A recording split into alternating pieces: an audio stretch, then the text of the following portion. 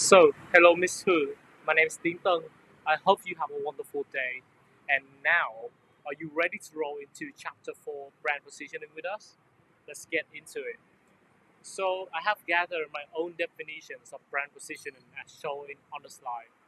It is the process of defining strategic brand attributes to view in the long term, about 3 to 5 years for a brand. The role of this concept is to establish a distinctive position and perception of a brand in the minds of the target audience. And this will eventually lead to whenever the target market has relevant needs, that we prioritize their choice toward our brand. So the biggest question here is how to define strategic brand attributes. As a marketer, we just cannot select attribute randomly for our brand. That's what the definition must have the word strategic in it, which means it must based on thoughtful research and is considered and even consider a strategy. So, an effective brand positioning is normally built by looking at the three circles right here, including customer, competitors, and our company.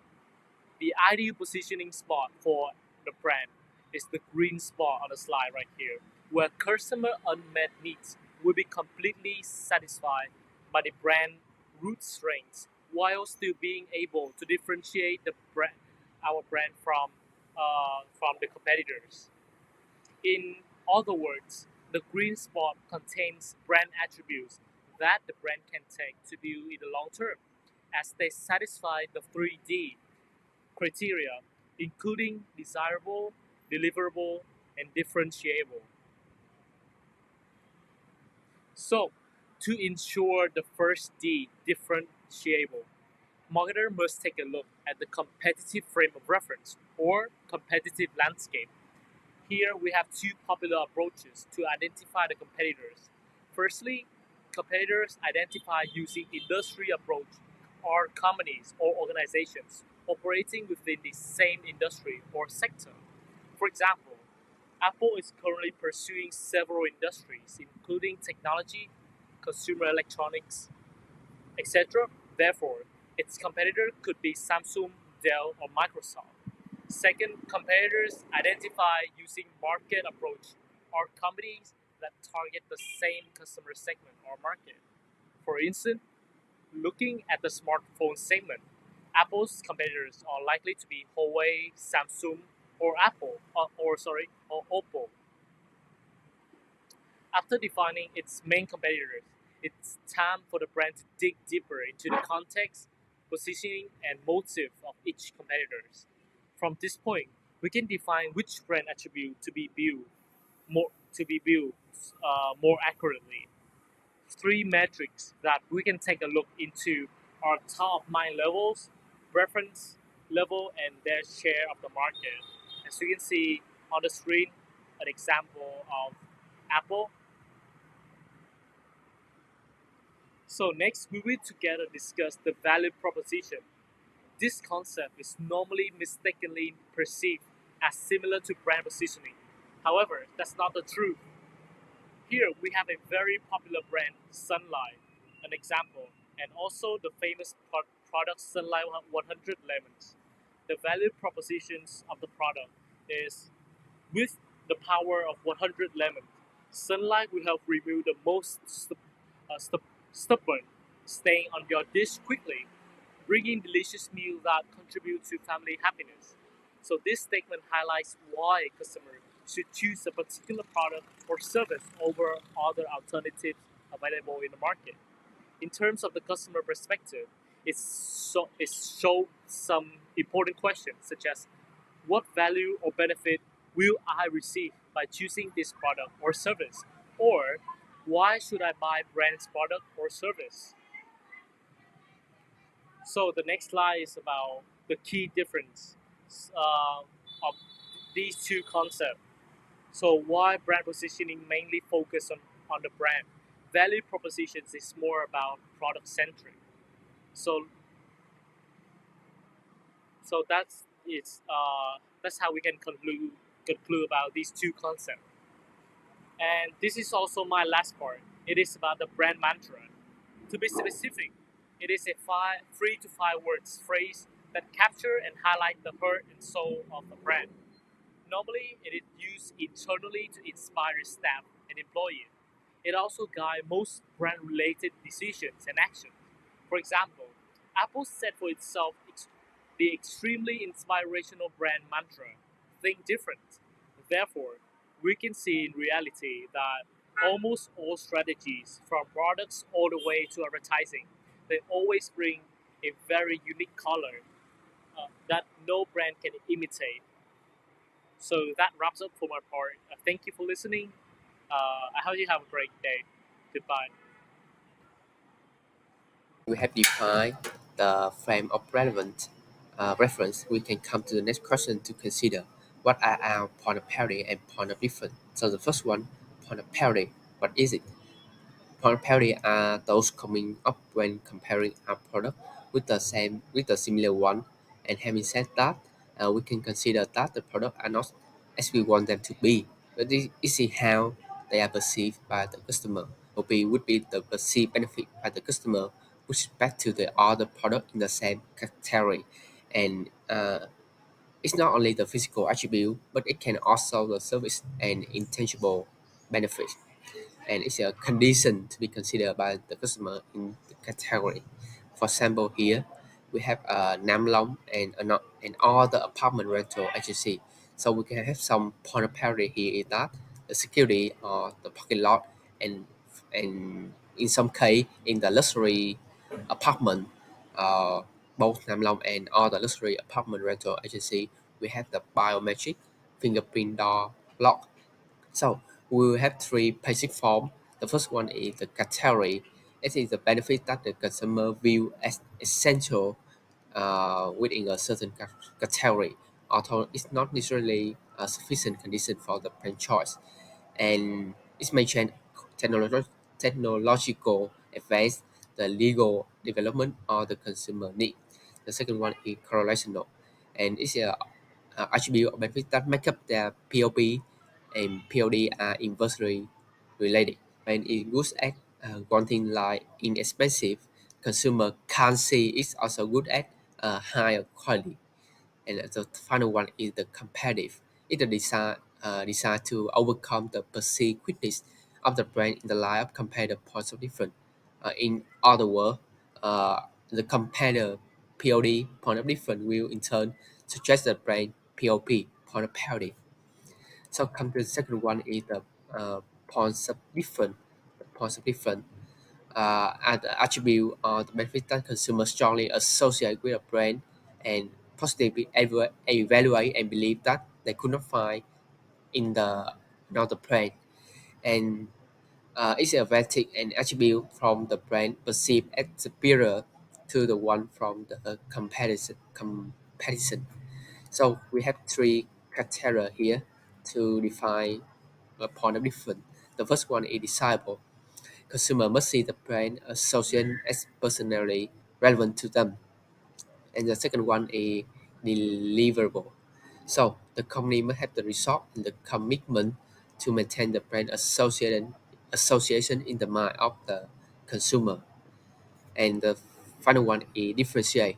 It must differentiate from the competitor to see the brand for the consumer to see the brand as distinctive and superior to the relevant competitor.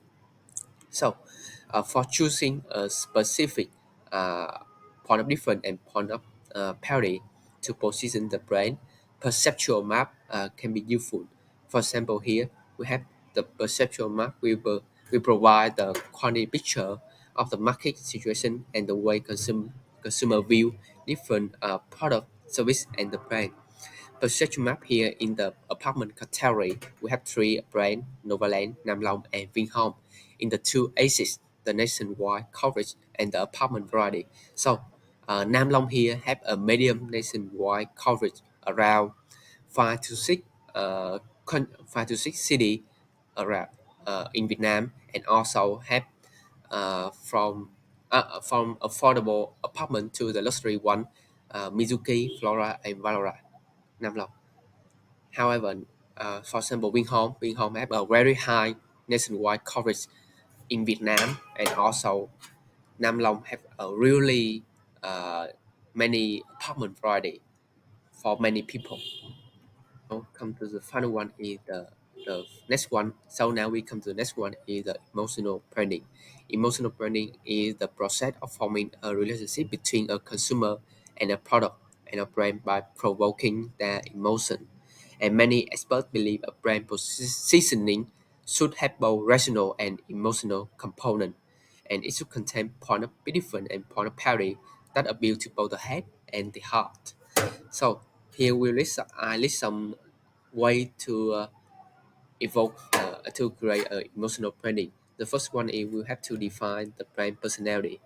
Personality is the set of human characteristics that the brand embody. So your brand should align with the audience emotion and the value. The second one is we use storytelling.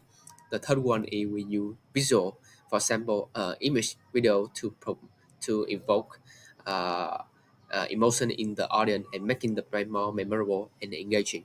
And the final one, I think is very important, is to foster the authenticity. Be genuine, be transparent, and honest with your audience, and they will reward you with their loyalty and engagement. So this is the end of my part. Okay, moving to the next question. How are brands successfully differentiated? And this about the brand differentiation is the mean by which your brand is set apart from the competition by associating a superior performing aspect of your brand with multiple customer benefits.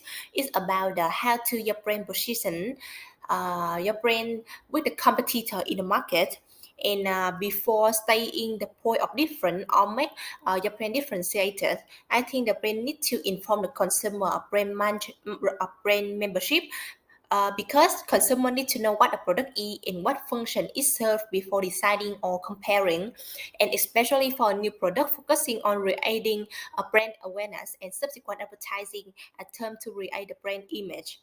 And there are three main ways to do it. The first one is the announcing a category benefit to reassure the consumer that a brand will deliver on the fundamental reason for using a category. The marketer frequently use benefit to announce the category membership. And the next one is comparing to exemplar. Well-known or non-worthy brand in a category can also have a brand specify its category membership. And the last one, this is relying on the product descriptor that follow the brand name is often a concise means of conveying the category origin. And after establishing a brand positioning, I think the next step is the alternative approaches to positioning.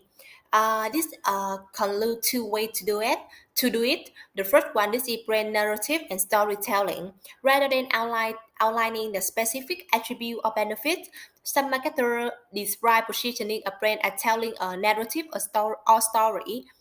Company like the imagination, they can derive from thinking of the story behind the product or service.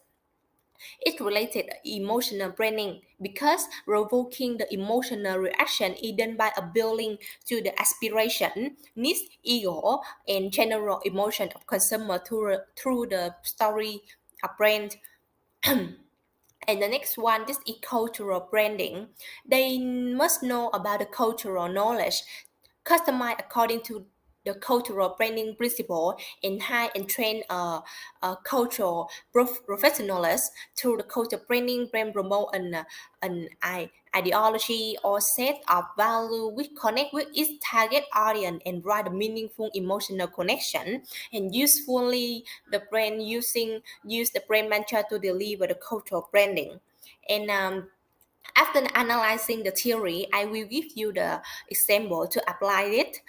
You know about the generally, this is a insurance company. Generally, Vietnam affirm its position as an inspirational insurance brand to a new campaign and positioning as the lifetime friend of customer. Generally want to send the message that the company always stand with the customer, support and giving win to own wishes to be fulfilled through the campaign Sống như ý. This is the reason why the logo of generally this is the lion with the wing. And Sống như ý also the slogan, tagline, and brand mantra of the company because they use this message to own of activity of a marketing activity. Ideology sống như ý. This means that everyone has a life to live, a way to go. If you love, please accept and share so that everyone can live as they want and strongly live with the life they dream with the passion. And thanks to it, generally can have a chance to increase the brand awareness and brand love with the customer and relay and generate a long-term relationship with the customer through this campaign. When the customer mention about generally they remember to this campaign and own the music video of this company.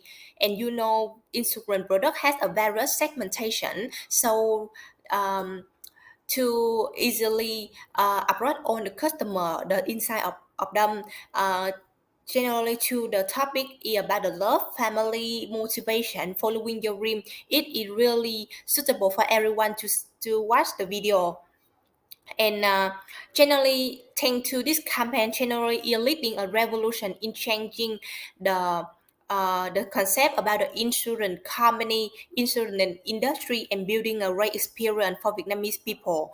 And this company create the most popular topic and message on the social network. Everyone comment about us, and many social network and newspaper magazine also have a first impression for the company when joining in the market. Vietnam market have the strong marketing activity. They provide the value about the emotion and the emotion and inspiration rather than the attribute and all the benefits of product. So that is the end of my part. Hi, I am Anfu, and I am going to talk about how marketers identify and analyze competition.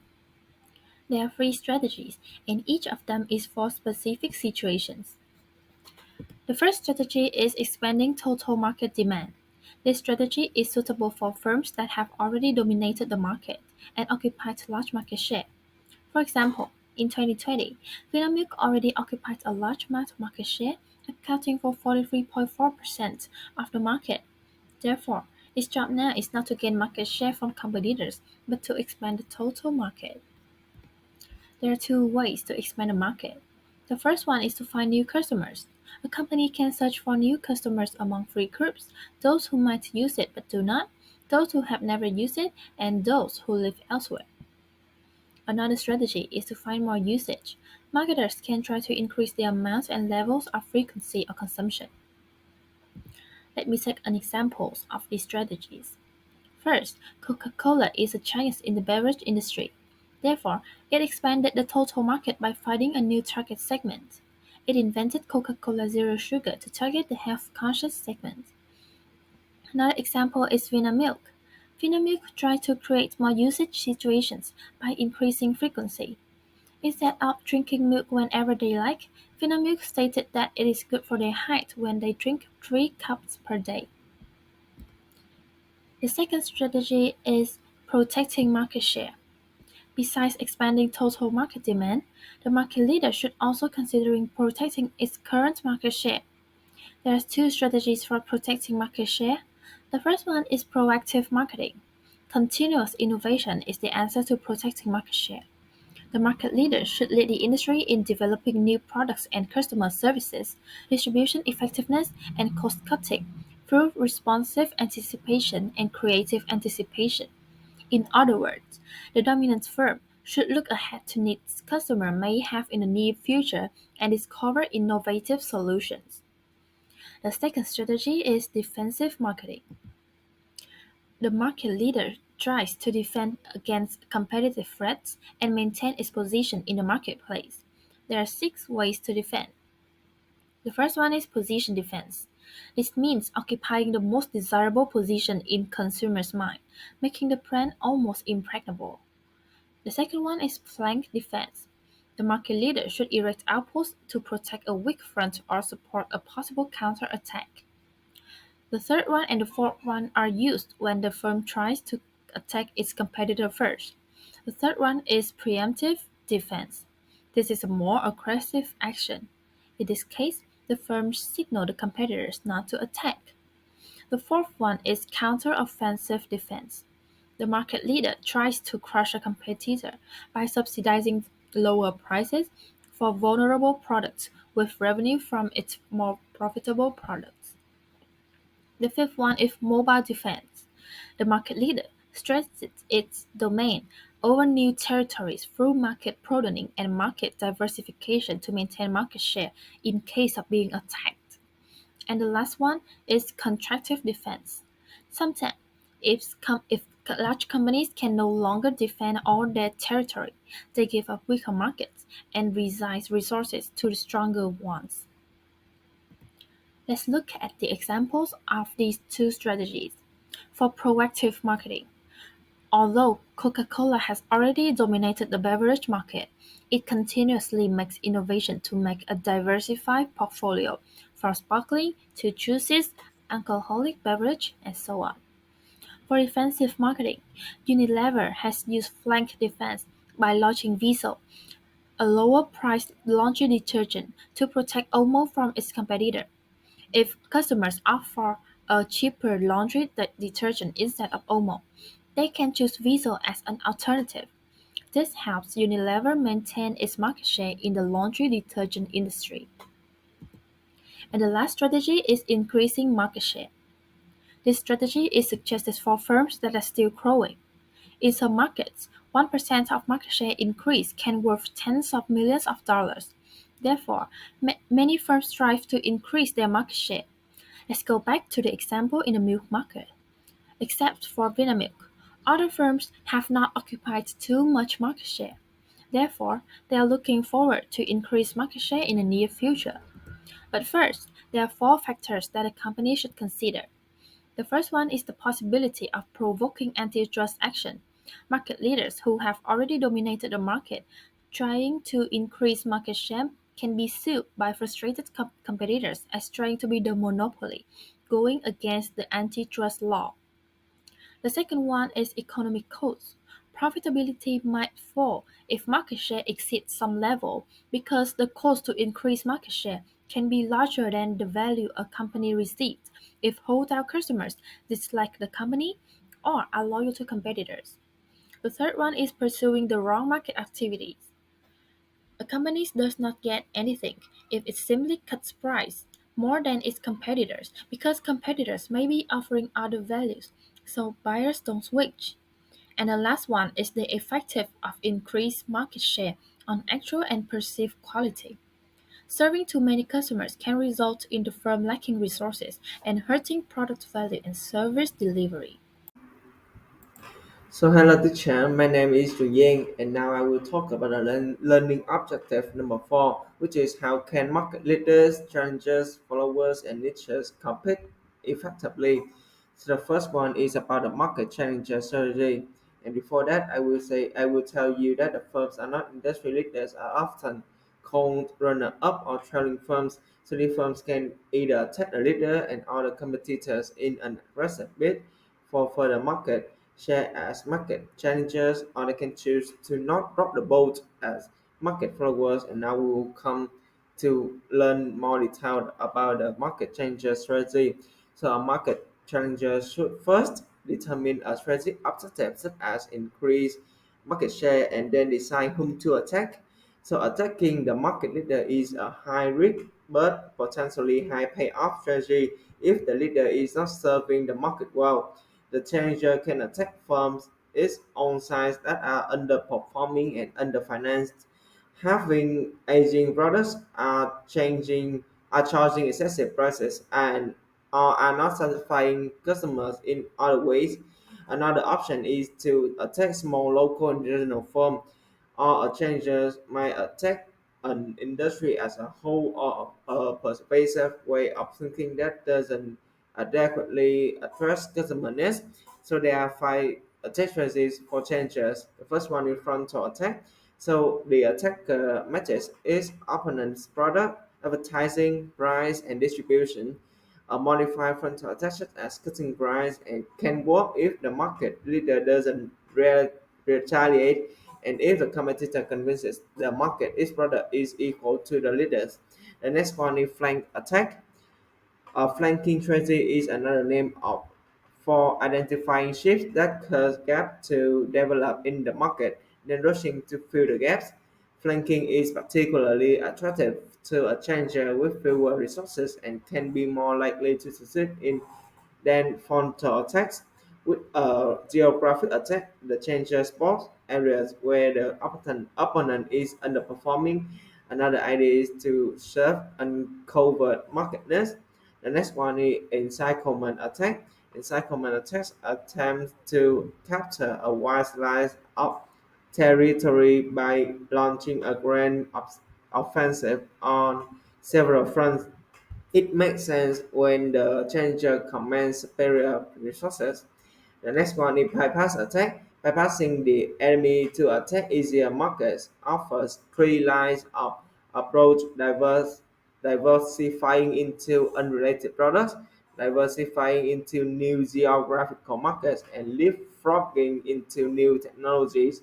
In technological leapfrogging, the changer patiently researches and develops for the next technology, shifting to battleground to its own territory where it has an advantage. And the last one is guerrilla attack. Guerrilla attack consists of small intermittent attack, conventional and unconventional, including selected price cuts, intense promotional blitzes, and occasional illegal action to harass the opponent and eventually secure permanent footholds. A guerrilla campaign can be expensive and typically must be backed by a stronger attack to beat the opponent, right? And next, we will move to the market flow strategies. So it is a guild that strategy for product imitation might be as profitable as a strategy of product innovation.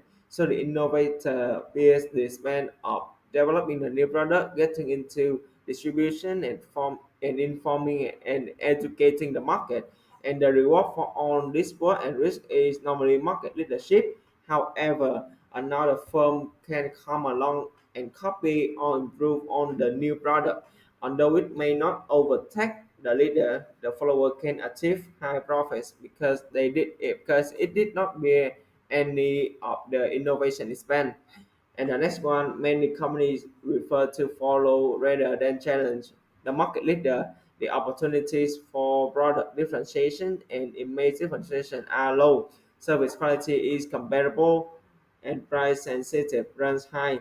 Short runs gap for market share only provoke retaliation in such situations, so most firms present similar offers to buyers, usually by copying the leader, which keeps the market share stable. So now I will talk about the three types of followers. The first one is cloners. So some followers are cloners, emulating the leader's products, names, packaging with slight variation. So Chocobai is a brand from Korea. It can be said that it is a favorite cake of all ages, especially Chocobai is one of the most counterfeited confectionery brands. Cakes with boxes similar colors with other names such as Chocopie, Chocopie, Chocopie, and some others names are typical examples of fakes and imitations of this product, and some are imitators, so copying a few things from a leader but differentiating themselves on packaging, advertising, pricing, and on location. The leader doesn't mind as long as the imitator doesn't attack aggressively. The interesting fact is that Orion, the original company, did not register the trademark, so the name Chocopie became the common name for this cake. So therefore, Lotte also freely produced them and named them Lotte Chocobie and Crown Chocobie. After that, Orion also completed the trademark registration with the name Chocobie, Orion Chocobie, and everyone knows that Orion is the first company to launch this globally loved and famous snake. Some followers became adapters, taking the list products and adapting or improving them, perhaps selling them to different markets. So one most obvious case is Samsung Z Flip series and Apple N2 Flip. So they share the same industry with flip phones. However, as a follower, Apple N2 Flip did improve a lot what the predecessor, predecessor could not do. And one of its slogans is not the first but the best. Not that these three follower strategies are very different from the illegal and unethical follower strategy of counterfeiting. Counterfeiters duplicate the leader's product and packages and sell them on black market or through disreputable dealers. So what does a follower earn? Normally less than the leader. Some follower firms have found success, but in another industry. And the last one we will get through today is a market niche strategies. So an alternative to being a follower in the large market is to be a leader in small market or niche. Smaller firms normally avoid competing with larger firms by targeting small markets on little or no interest to the larger firms. Over time, those marketers can sometimes end up being sizable in their own right, and the niche achieve high margin, whereas the mass marketer achieve high volume. The risk is that the niche might dry up or be attacked. So niches must seek to create new niches, expand existing niches, and protect their niches. Multiple niching can be referred to as single niching because strength in two or more niches increases in chances for survival. So this table shows us the specific roles open to niches. This is also the end of my part. Thank you for listening to my part.